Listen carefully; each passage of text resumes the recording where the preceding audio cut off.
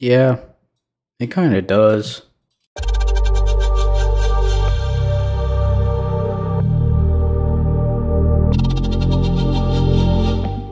Hello there!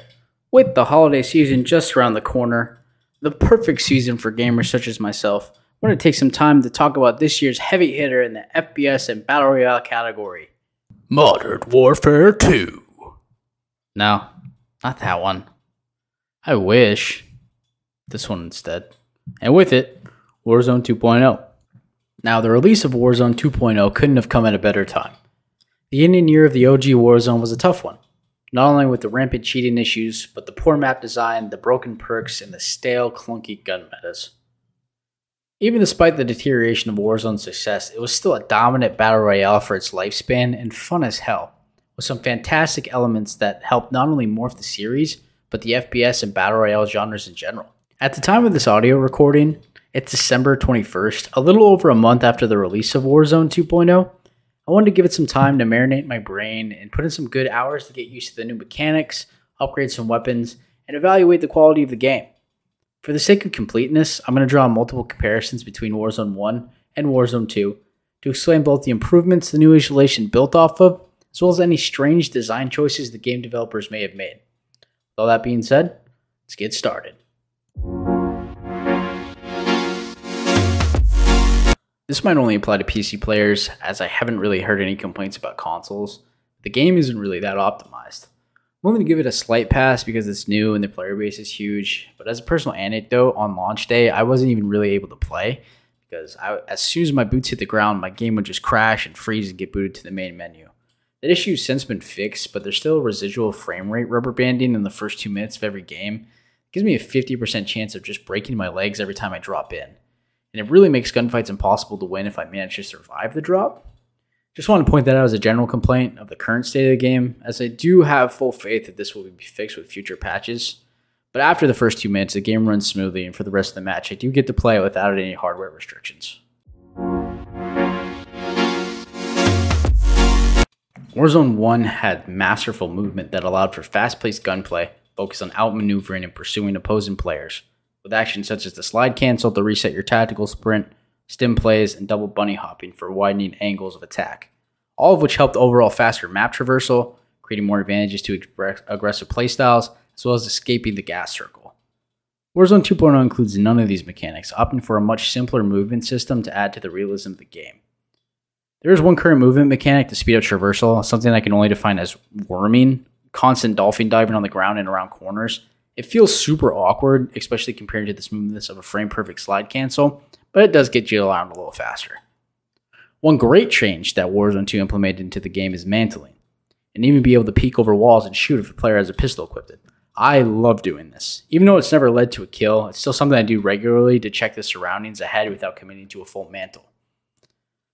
The overhaul of the mantling system has led to a vast reduction in the number of player deaths to the most infamous enemy in Warzone 1, rocks. While they do make movement slower, I do appreciate minimizing dying to the environment rather to an actual player. Al Mezra. Warzone 2's map has a great mix of classic Modern Warfare 2 landscapes, unique and great verticality, and vehicles that make it a joy to explore and traverse. It feels and plays similar to the old Verdansk, a map which I thoroughly enjoyed, and is definitely a huge step up from Caldera. One thing that I hope they implement in the future, though, is redeploy towers, just to make up for the lack of movement and to increase the speed of the gameplay. My biggest complaint, however, is the loot distribution. It seems like the loot was made for a much smaller map. Have there been situations in which searching for a weapon can require me to go to 3 different buildings just to find a shiny, nice, no attachment Magnum? But I did find 12 plates along the way, so I guess that evens it out. There's also no real reason to include the $100 cash drops, and the drop rate is ridiculous compared to the other cash stacks. I always feel short on funds, especially when I need to revive teammates. In many instances, I've gone through an entire POI only to have like $800 at the end. It's a very simple change, and I think that's going to increase the gameplay and quality of life of the players dramatically. Even despite the changes in movement, by far the biggest overhaul has been the inventory system. Warzone 2 implements a backpack system that allows you to fully customize your kit and prepare for any situation. On your immediate character, you have all the inventory accessibilities of the previous Warzone. your primary, secondary weapons, your lethal, your tactical equipment, plates, ammo, a kill streak, and an ability slot like an armor or munitions box. In addition, you also have a backpack in which you can pretty much store anything else you want that fits in the given slots. Want to carry 15 plates? What about 5 munitions boxes, 10 grenades? You name it, you can stow it. Even a third weapon and multiple kill streaks. This is a great change to give a little bit more identity to the player, allowing you to freely swap between items in your backpack and player at the press of a button. I will say the UI is a bit unfriendly to controller players and definitely takes time to get used to. And you are stuck in place while looting, but the flexibility allows for a welcome change compared to the previous title.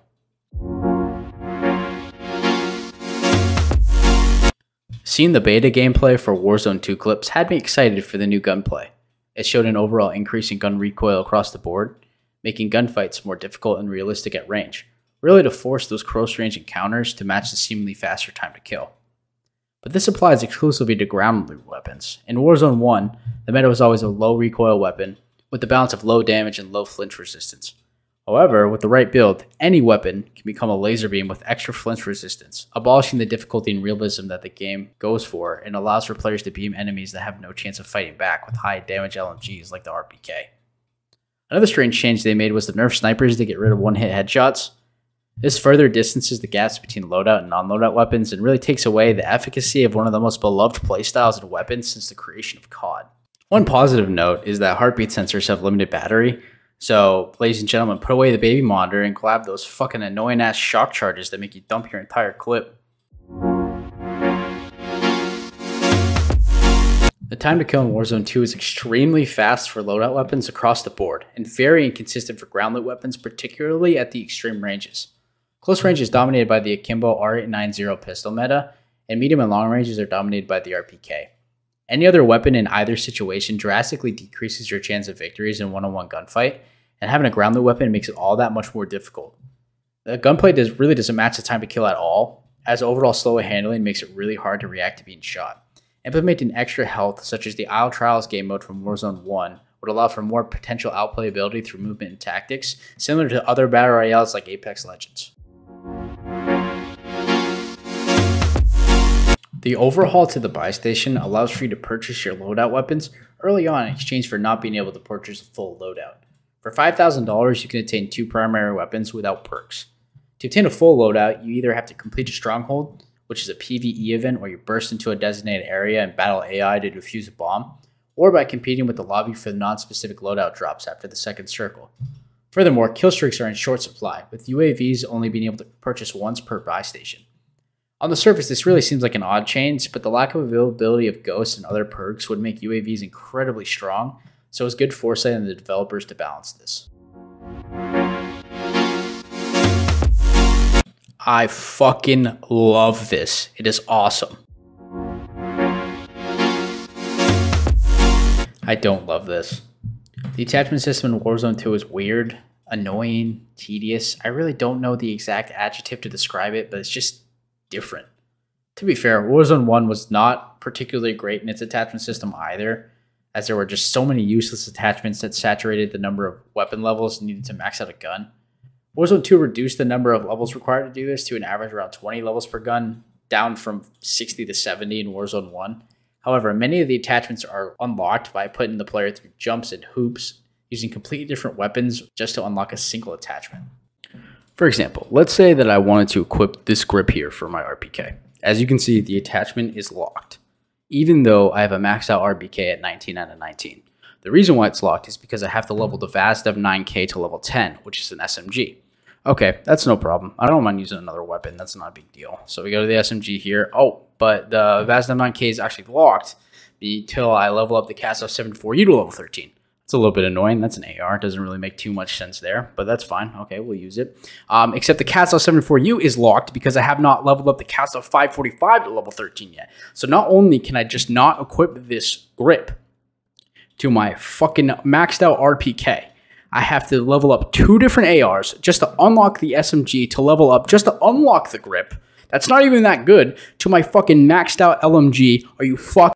Another thing to note is that the weapon lock is also associated with a level lock for some guns. So even if you grind a weapon to unlock a different weapon to get the attachment that you want, you still might not be a high enough level to use it. There's really no reason for a developer to implement a system that like this other than to waste your time using weapons that you don't want to use just so you can build a weapon that you do. One other change is when you max out a weapon, most attachments allow for weapon tuning, more customization that allows players to finally adjust the effectiveness of a specific attachment.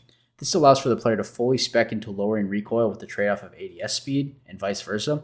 I like this change overall for the sake of increasing player identity, but it does dramatically increase the effectiveness of loadout weapons compared to ground loot, and massively hurts players that don't have the flexibility of multiplayer to unlock attachments.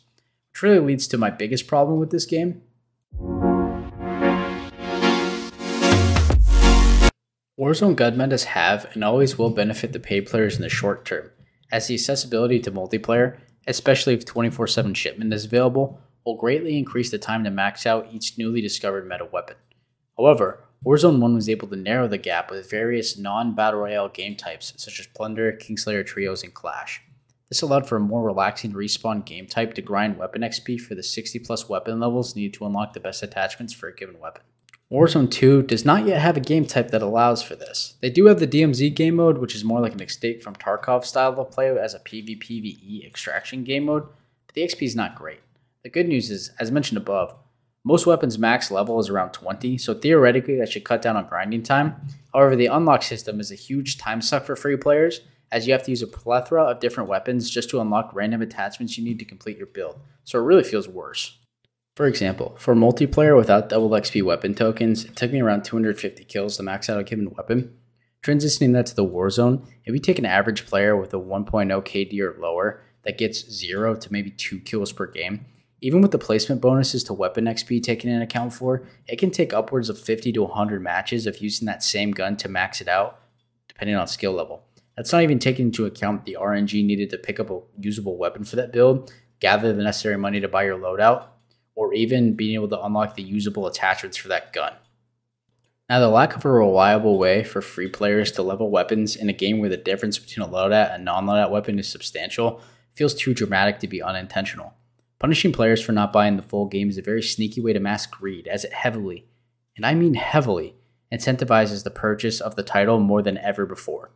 This is a major issue that I hope gets resolved, as it will marginalize the player base very quickly and can ultimately kill the game in the future. I will say though that unlocking a specific attachment, should you choose to grind for it, unlocks it for every weapon, so at least they were nice in that regard, and that will save you time in the future. Warzone 2 feels like they build the game for realism at the expense of quality. So it might not come as a shock to you to hear that this feels like a step down compared to the previous title in most regards, but most prevalent is the surreptitious greed by the way the gunplay works to almost cripple free play players compared to those that purchase the full game. The attachment unlock system needs to be reworked to a way that at least makes sense, and the fast time to kill and lack of movement options make for a much slower gameplay that promotes camping and holding angles to survive. But the worst part of the game is it made me try out Fortnite, and I will never forgive that.